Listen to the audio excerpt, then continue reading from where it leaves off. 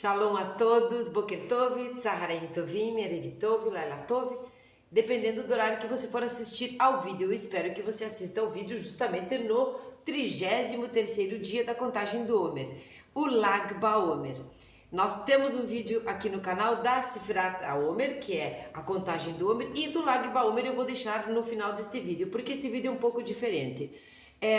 Nós vamos utilizar o livraço mesmo da Ética do Sinai do Sr. Irving Bunim, para falarmos de uma coisa um pouco diferente, mas talvez você não conheça a história, o porquê da comemoração exatamente, então eu vou dar aqui, vou fazer um resumo. Mas primeiro nós vamos explicar o porquê desta leitura de hoje. Vai ser simples, vai ser simplesmente uma leitura. Nós sabemos que as 7 vezes 7 é 49, não é mesmo? E nós temos ali as 7 semanas e tudo mais, da contagem do Omer, não é? Onde nós estamos então nos purificando, nos qualificando, nos organizando para Shavuot, para receber a outorga da Torá, que acontece no 50º dia, no dia 50.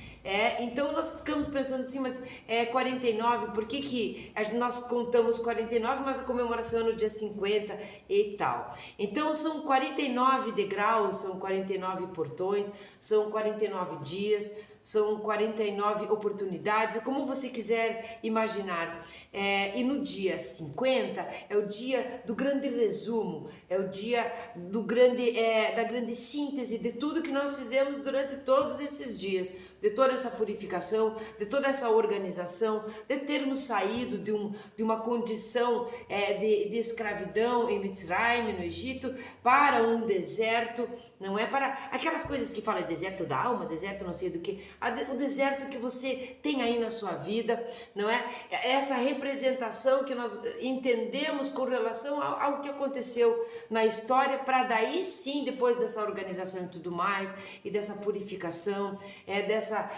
desse colocar as emoções no lugar certo, de compreendermos muitas coisas aqui, realmente sermos merecedores, não é?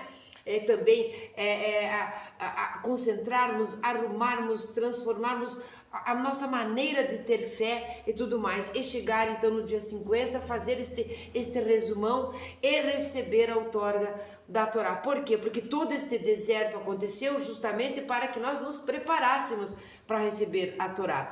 Quando o nosso interior está inalterado, só a alma animal é que se modificou, é que foi porque mandaram, é porque foi convencida, é porque foi ao deserto, porque foi com Moshe Rabbeinu, porque viu os milagres, então ficou ali, né, deslumbrada. Esta alma animal, ela não muda, ela não inaltera a alma divina, e nós precisamos que essa compreenda, que essa possa mandar a sua purificação para a alma animal, essa parte animal de nós, não é uma alma animal, a parte animal da nossa alma, a parte física, a parte dos desejos, aquele momento até mesmo de descrença, onde as coisas que são físicas ficam mais importantes. Nós vamos fazer o processo contrário aqui, não é? Santificando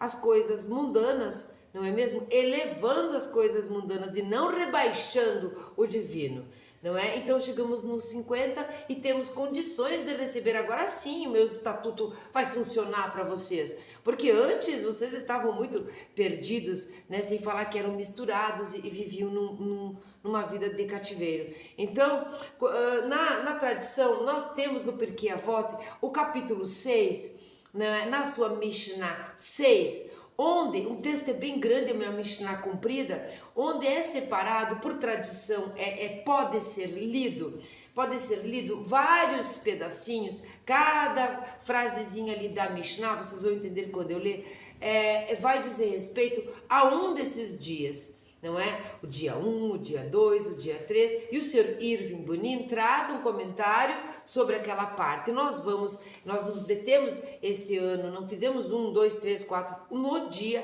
33, no Lag BaOmer. E aqui os portões ou os degraus que dizem respeito aqui à Mishnah são 48, você fica pensando, mas e o 49? O 49 fica por sua conta e o 50 é o resumo. Então, se nós tivermos entendimento desses 48, nós estamos realmente preparados. Eu vou ler um pedacinho do que ele diz aqui no livro, que é bem interessante.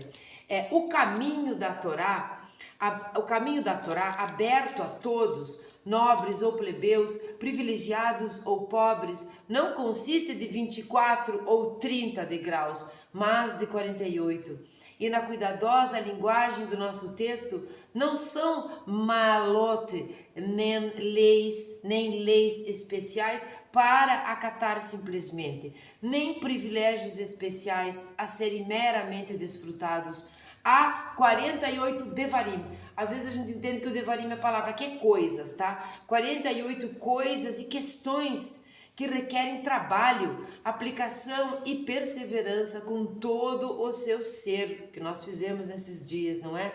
Se você dominar esses 48 degraus até a Torá, chegará mais longe no crescimento espiritual interior, que em essência é a importância fundamental que qualquer rei ou Cohen, né? Ou qualquer um de nós, porque é para onde nós estamos indo. Quis ler essa introdução, que não é uma introdução, é um parágrafo no meio do texto, mas antes de ler isso, também quero falar umas outras coisinhas. Este dia é um dia propício para nós lermos o Salmo 33. Então é o Salmo 33 que nós vamos ler.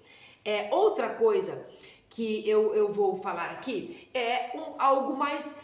Parece que particular, mas não é, eu me sinto livre, por isso lá no canal, nós deixamos claro que nós seguimos o judaísmo, somos Bnei Noach, seguimos o judaísmo, respeitamos e cumprimos as 7 leis, com todas as suas micro-leis ali que tem, chamadas de ramificações e tudo mais, mas nós compreendemos que a parte cabalística, a Kabbalah, foi utilizada por várias tradições. Nós temos a gemátria, a numerologia, a matemática, não é? Dos números ali, muito arraigada no que é esotérico, no que é fundamental, no que é significativo, num estudo profundo da Torá, num estudo profundo sobre a criação do universo, do mundo, do homem, das coisas e tudo mais. Então nós sabemos que nós somos o microcosmo, não é? Existe um cosmo que se enxerga, outro que não é observável. Sabemos das nossas limitações, não vamos entrar nesse caso aqui, nesse assunto. Nas nossas limitações, elas são bem evidentes. As nossas limitações são bem observáveis, né? São bem mais observáveis do que o próprio universo observável. Então nós conseguimos enxergar dentro de nós, no nosso corpo físico, uma cópia, um espelho,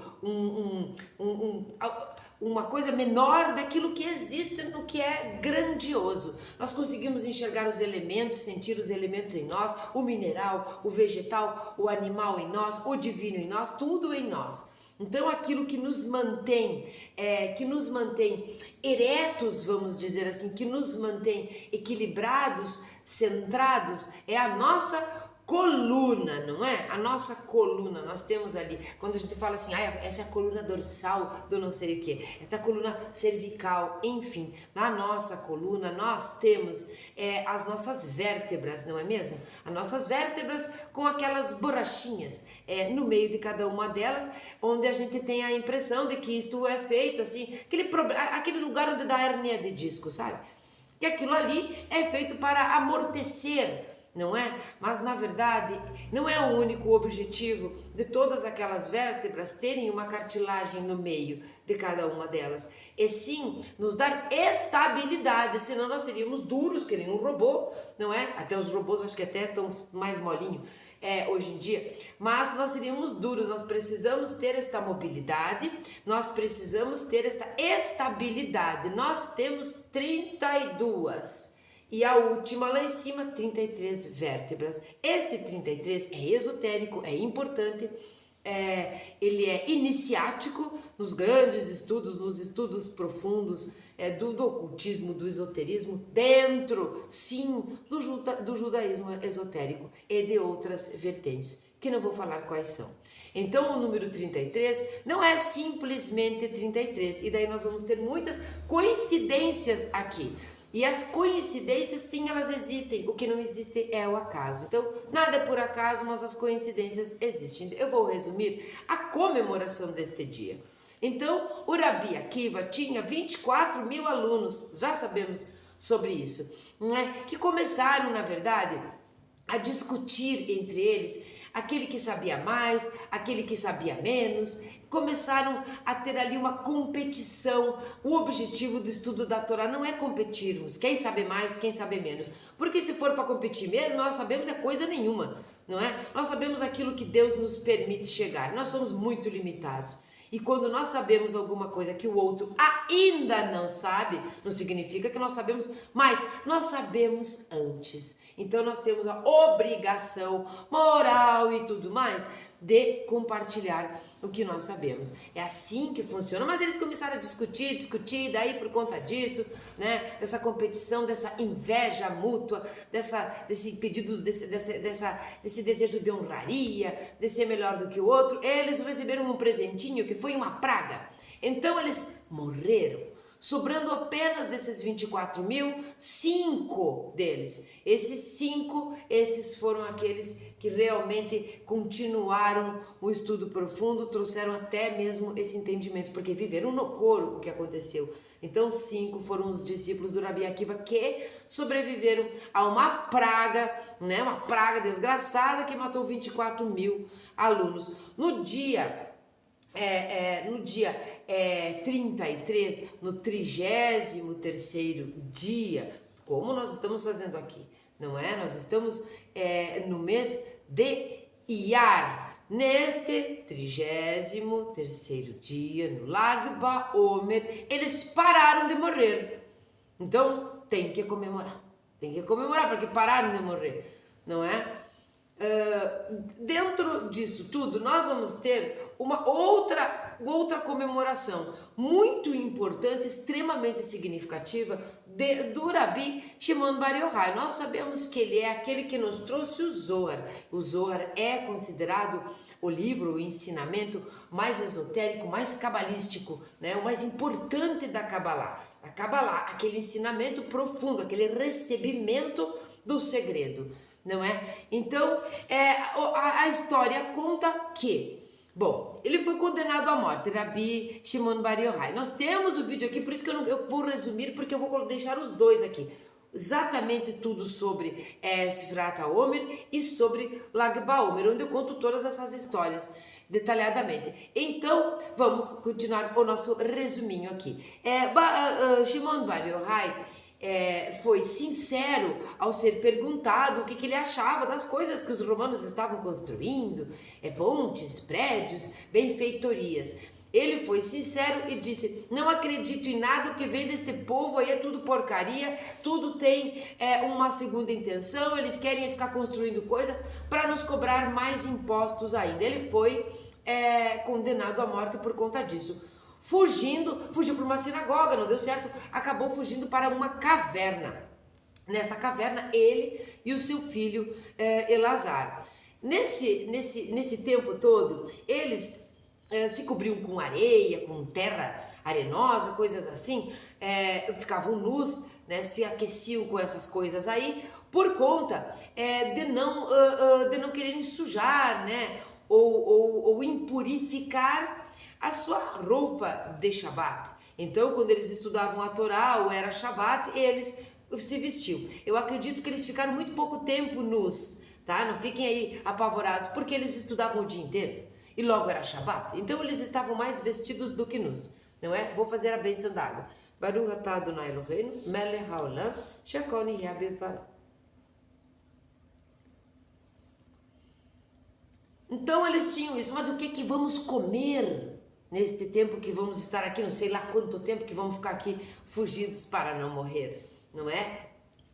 De repente, Deus milagrosamente, né, materializa uma árvore de alfarroba, né? Alfarroba, aquela fava comprida assim, aquilo que a gente substitui quando não pode comer chocolate, por exemplo, não é?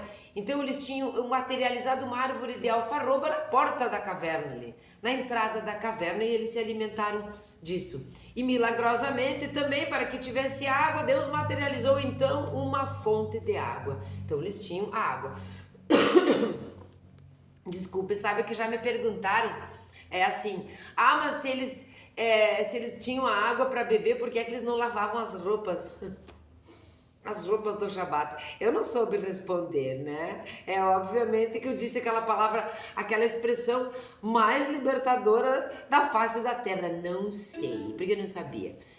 Bom, então eles tinham a fonte, tinham a alfarroba. Ali eles ficaram durante 12 anos, não é? Reclusos, meditativos, conversando, trocando ideias, recebendo ensinamentos de maneira meditativa, estudando muito o tempo todo, estudando que nem loucos, e se passaram 12 anos, não é? 12 anos. Então aí de repente uma voz divina, Elial, a Navi, diz: pode sair da caverna, porque, né, quem é que vai contar para Shimon Bar Yochai que o imperador lá morreu? Então eles saem da caverna.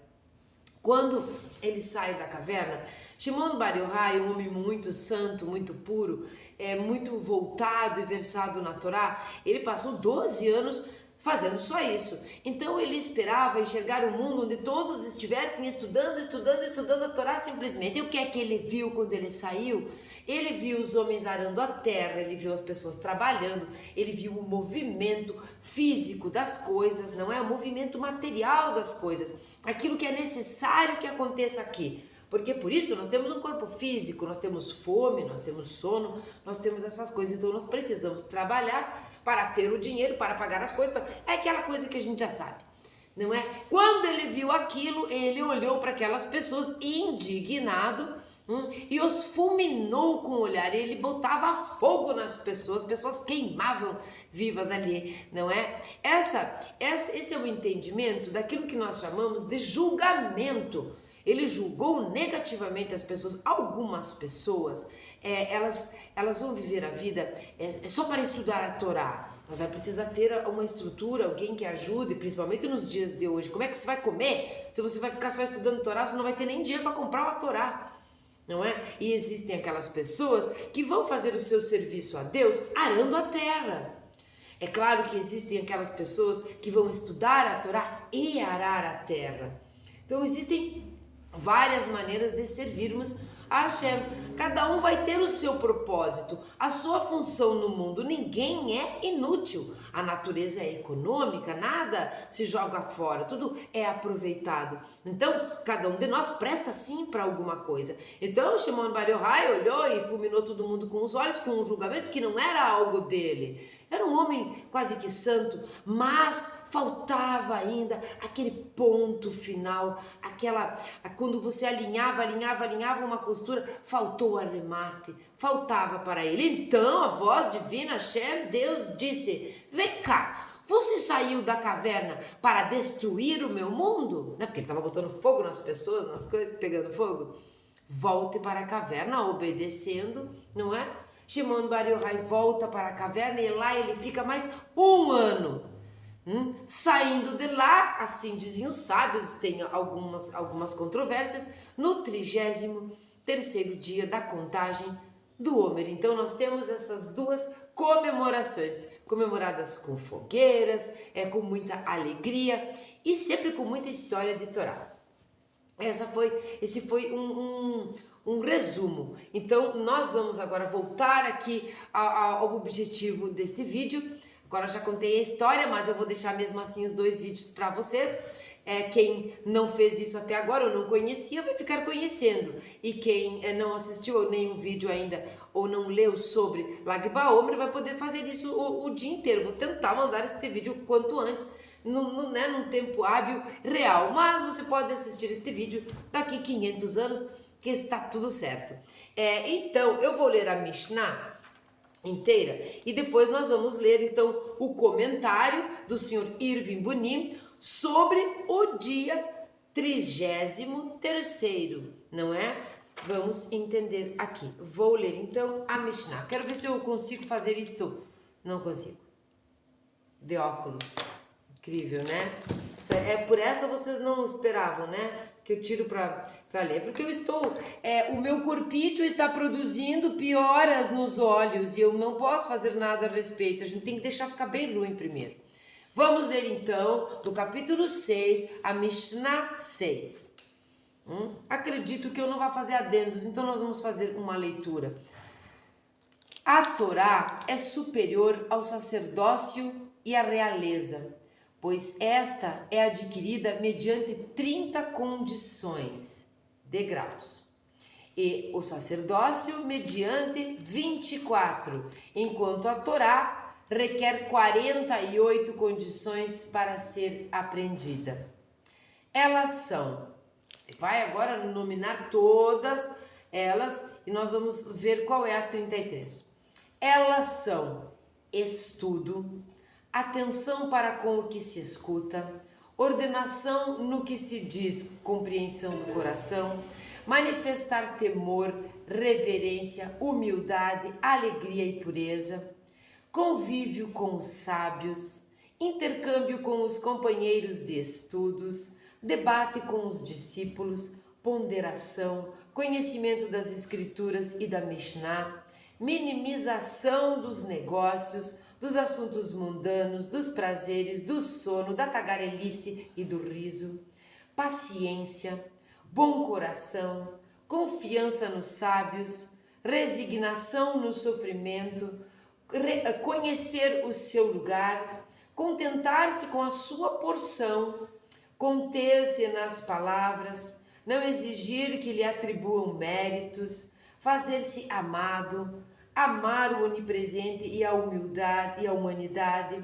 buscar os caminhos da justiça e da retidão, apreciar as críticas, afastar-se de honrarias, não encher o coração de orgulho por seus conhecimentos, nem se deleitar em emitir ordens, ajudar seus companheiros a suportar a carga deles, julgá-los favoravelmente, conduzi-los à verdade, à paz e ao método no estudo, perguntar e responder, ouvir e acrescentar ao seu conhecimento, por ser alguém que estuda para ensinar, aprender para praticar, enriquecer a sabedoria do seu mestre, estudar com precisão os ensinamentos dele e indicar em suas citações quem as pronunciou. Aprendemos assim que ao indicar o autor do comentário que citamos, trazemos a redenção no mundo, como está escrito: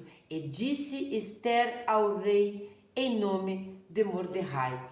Esta é a Mishnah, cada partezinha separada com um ponto e vírgula, onde dá cada degrau, cada portão, cada oportunidade nesse estudo, nesse entender, nesse aprender a Torá. Então, nós vamos lá para o dia 33, o 33º dia da explicação do Sr. Irving Bunim, com relação a apreciar as críticas da Mishnah. Esta é a parte que diz respeito, na sua separação, no dia 33.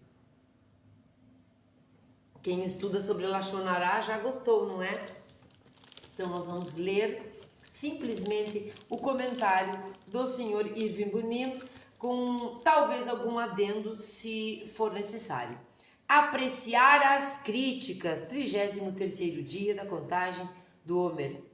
Porque o amor à repreensão é uma etapa de desenvolvimento no caminho à Torá? Em seu estatuto, o erudito dedicado toma consciência do tempo e de que a Torá não é uma literatura romântica para entretenimento e deleite. Ela repreende e admoesta, castiga e ordena, mas aceitando a sua lei inflexível e pondo-se ao nível das suas exigências, a pessoa se eleva e cresce em caráter. Enquanto acede às firmes palavras da Torá com benefício, o erudito também aceitará de bom grado a eventual repreensão dos mestres e companheiros, encontrando ali uma oportunidade de aperfeiçoamento.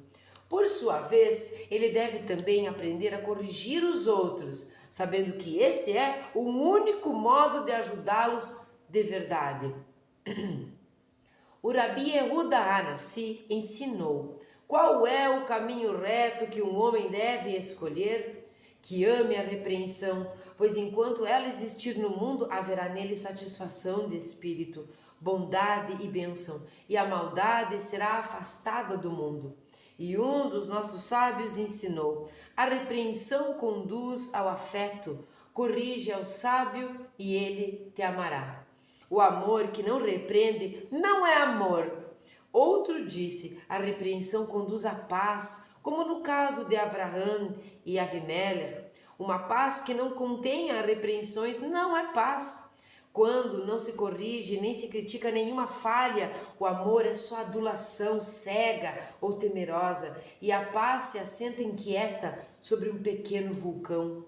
Jerusalém foi reduzida a ruínas, diz uma opinião talmúdica, só porque seus habitantes não se corrigiam uns aos outros. Eu disse que não ia dar adendo, é claro que vou entender como admoestar, como a crítica construtiva, às vezes parecendo negativa, é salutar. Quando uma mãe, um pai, um mestre simplesmente deixa o seu discípulo, o seu filho fazer o que quiser, não quero ter serviço, trabalho de corrigi-lo, isto não é amor, isto é egoísmo, isto é falta de paciência, é preguiça. E quando nós admoestamos o próximo para ensiná-lo, esse é o amor de verdade. Quando nós falamos a palavra Shalom, entendemos que Shalom também é um nome, um dos nomes de Hashem. E que Shalom, esta paz, não é exatamente ou unicamente a ausência de guerra, mas é saber que pela paz, às vezes, por vezes, temos que lutar, temos que buscar, temos que admoestar, temos que ouvir a crítica do outro, temos que não fazer o Lashon Hará. Pois é, deste modo, o erudito aprende a fazer das repreensões e advertências uma parte importante da sua vida e uma extensão necessária do estudo da Torá. As escrituras sagradas ordenam Rorear, olha só, melhor assim, Orear, Torriar, repreender, repreenderás o teu próximo. O verbo em dobro, que repreender e repreenderás, significa, dizem os nossos sábios, que você deve estar preparado para corrigir alguém 4 ou 5 vezes, até 100 vezes se for necessário, até que ele esteja pronto para debater, para bater, amaldiçoar, desculpe, não é debater, pronto para bater, amaldiçoar ou caluniar-te. O erudito sabe que, como resultado disto, pode não ser popular, mas esta é a vontade dos céus para o aperfeiçoamento do homem. Quem admoesta o próximo em nome dos céus merece entrar no domínio do Santíssimo, bendito seja ele. E ademais, estende-se um fio de graça ao longo de sua vida. Desta forma, asseguram os nossos sábios, ao final, o erudito não será evitado nem olhado de soslaio, pois as pessoas o considerarão com favor e afeto, entendendo que a sua crítica não é escapelo, nem martelo de inimizade irracional, senão um instrumento benévolo usando criteriosamente em seu benefício. Quando nós estudamos sobre o Lashon Hará, aqui, espero que vocês acompanhem a playlist do Hafetz Haim, nós temos um grande problema, um grande pepino aqui, que é aquela, nós precisamos entender, assimilar, introduzir, internalizar que haverá, ou haverão, não sei se haverá ou se haverão, perdas sociais aqui. Se você agir de acordo com os céus, se você repreender, se nós repreendermos de acordo com os céus, a pedido dos céus, em nome dos céus, daquilo que é muito maior do que nós vamos perder pessoas no caminho, nós vamos arranjar algumas inimizades ou simplesmente vamos ser colocados de lado. Há uma perda social, mas, porém, todavia, com o tempo, as pessoas que estão preparadas, que estão prontas para receber esses ensinamentos, elas vão voltando para você, elas não vão te odiar, nem te deixar de lado, enfim, elas vão se aproximar, porque você ajudou a elas a se aproximarem da Torá de Hashem, e o seu intuito era fazer a vontade dos céus e não das pessoas em si. Então nós aprendemos a não desistir, a não ficarmos tristes e depressivos se quando nós admoestamos a pessoa fique irritada, magoada, não é? Fazendo dentinho para nós. Aqui nós temos o ensinamento dos sábios sobre isso. Continue no seu caminho, no seu propósito, não desista, porque quem não faz isso é o adulador, e nós já estudamos sobre o adulador, o puxa-saco, o falso, né? O sem vergonha na cara mesmo. Certamente é necessário coragem para falar palavras de repreensão, e certamente isso pode ser perigoso. Imagina aquela época. É muito prazeroso e fácil ficar num cômodo silêncio, com pensamento de humildade e modéstia. Não sou importante, de todo modo, ninguém me escutará. O erudito da Torá deixa de lado a falsa modéstia e fala, entenderam aquela falsa modéstia? Aquela porcaria que nos diminui, que não ajuda no serviço e diminui o outro também. Aquele lugarzinho onde Shmirat HaLashon não tem qualidade, mas quantidade.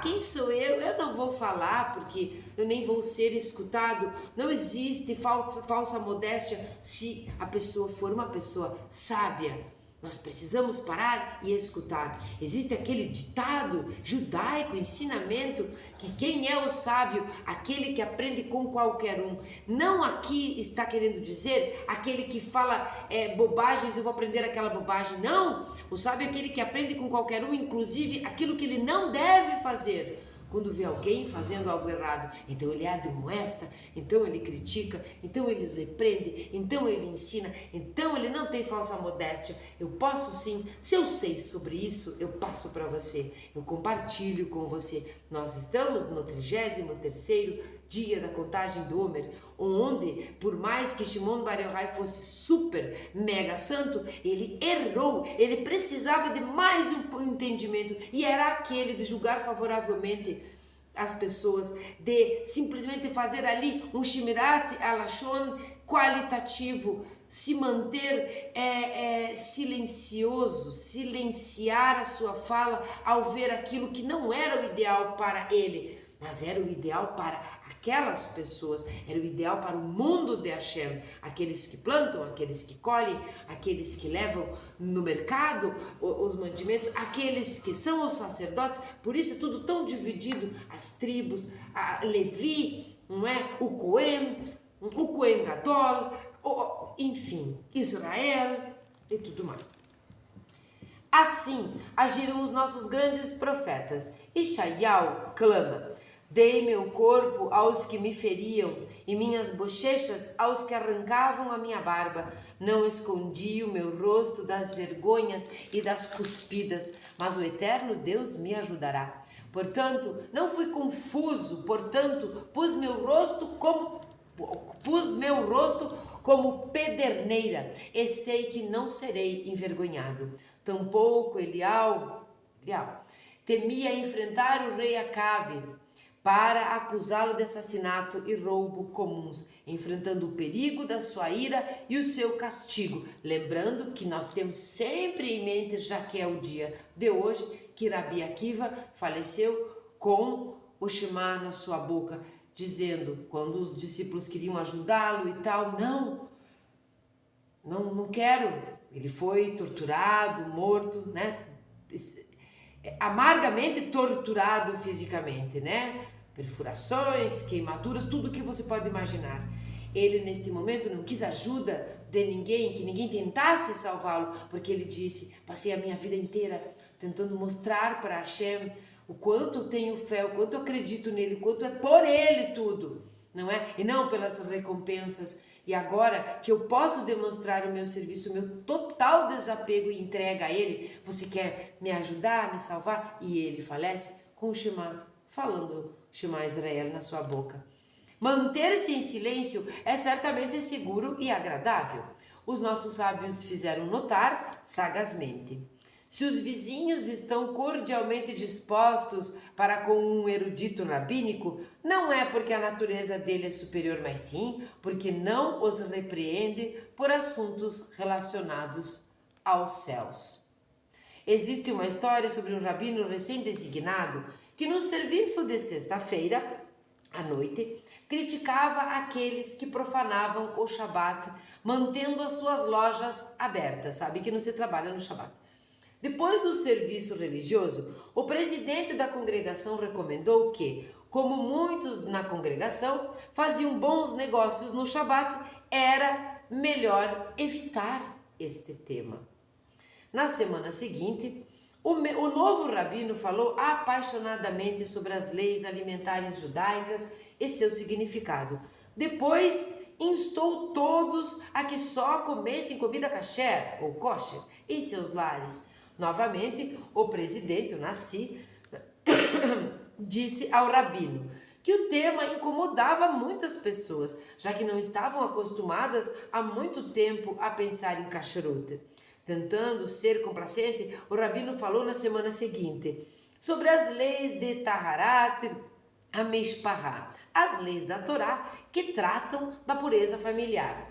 Depois do serviço, o presidente, totalmente perturbado, mal controlando sua voz tremulante, explicou ao rabino o quão inadequado havia sido o tema escolhido. Os congregantes estavam convencidos, além de qualquer dúvida razoável, de que tudo isto havia se tornado antiquado há muito tempo, nas leis de pureza, como uma curiosa relíquia do passado que sobrevivia, supostamente, somente entre remanescentes retrógrados do nosso povo. O rabino, completamente confuso, imagina o rabino todo estudioso, leva um assunto sobre não trabalhar no Shabat e o presidente diz, não, os caras fazem bom negócio, fazem negócios bons no dia de Shabat, melhor não falar desse assunto. Fala de kashrut, outros já é muito difícil assim, porque eles não estão acostumados, né? Vai lá então leva sobre impureza, ele chama de retrógrado. Só a parte retrógrada do povo judeu é que estava ainda se preocupando com impureza, que ele não falasse sobre isso. Imagina como é que ele ficou. Ficou perdidaço aqui, né? Perdidaço. O rabino, completamente perdidaço, confuso, olhou para o presidente e perguntou: se o Shabat, a kashrut e a pureza da família são inquietantes, sobre o que devo falar?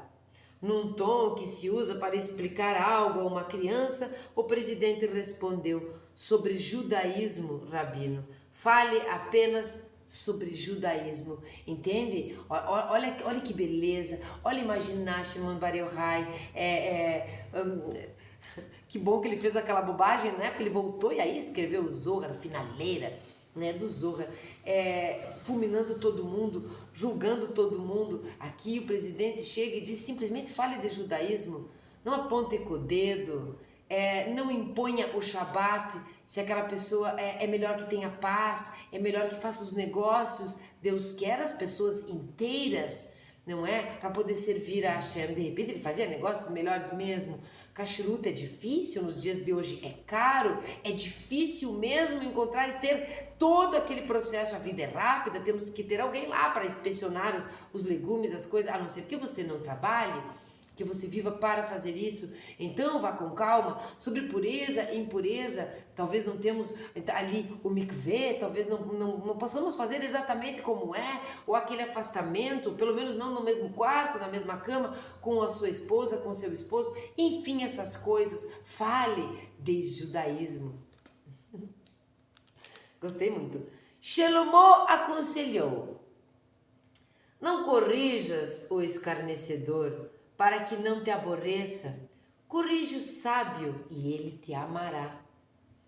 A admoestação e a crítica necessárias são demasiado valiosas para serem desprezadas onde não podem fazer nenhum bem. O erudito deve brindá-las somente àqueles que, como ele, as acharão benéficas. O rei David mostrou a sua grandeza quando enfrentado e repreendido pelo profeta Natã pelo seu pecado, escutou e se arrependeu. Longe de se irritar, estava agradecido ao Todo-Poderoso e ao seu profeta por conduzi-lo à penitência. Ama ao que te corrige, dizem os nossos sábios, e odeia ao adulador, para que a tua sabedoria não diminua. Escute somente doces lisonjas e descobrirás que és um tolo. Pode-se perceber que as últimas 3 qualidades do nosso texto estão no plural. Busca, literalmente ama, tzedakot, justiças, Mesharim, retidões, Torahot, repreensões. Isto sugere que o erudito da Torá deve aplicar cada qualidade à sua vida pessoal e ao ambiente que o rodeia. Deve agir com justiça e lutar por ela na comunidade.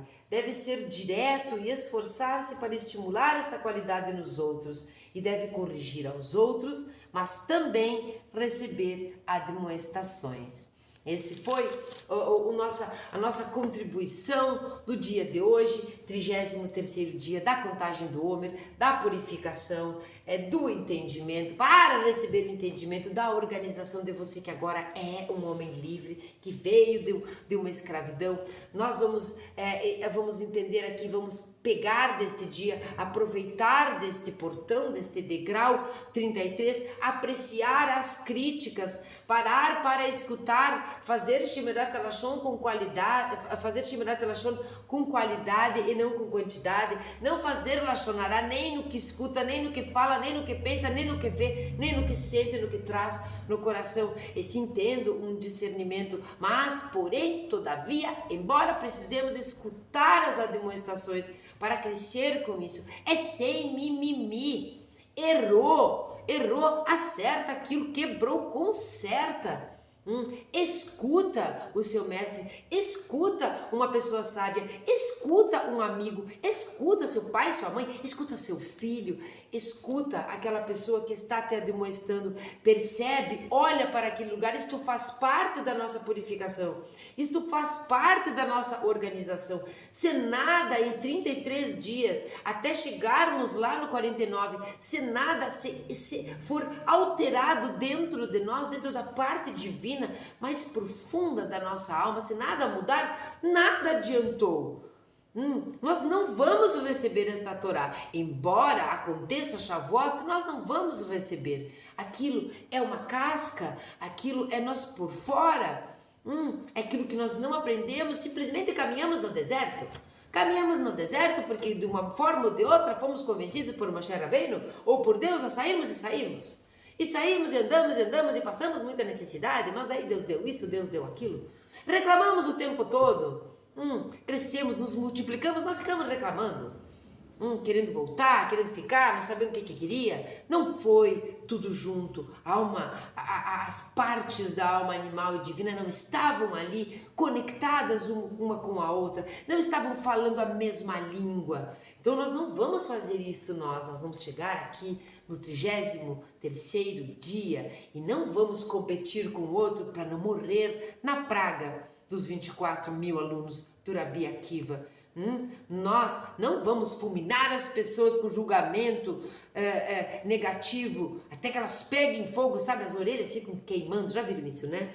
Como Shimon Bar Yochai, nós vamos aprender a demonstrar, nós vamos aprender a escutar as críticas e crescer com elas. E não simplesmente se desfazer daquela pessoa, isolar aquela pessoa, não querer saber dela ou de nós mesmos. Nós estamos num processo de purificação, nós estamos num processo de alvejar, né? Não é alvejar de tirar, né? Dar tiro, é de alvejante mesmo, é de clarear as nossas roupas, as nossas vestes para receber a Torá e ela ficar grudada em nós. E receber ela todos os dias, e sair do Egito todos os dias, e nos purificarmos todos os dias. Nós vamos ler agora o Salmo 33, que diz respeito a isso. Se você não tem o livraço do Sr. Irving Bonin, eu aconselho a Ética do Sinai. Caso você não queira comprar o livro, porque eu já digo aqui que aqui não precisa comprar nada, de livro e coisa assim, acompanhe os vídeos do Pirkei Avot, que é muito, muito, muito interessante. Este é um livro de cabeceira, o Pirkei Avot, um tratado do Talmud, de máximas dos grandes sábios, com os quais nós só aprendemos. Só aprendemos, não tem erro ali.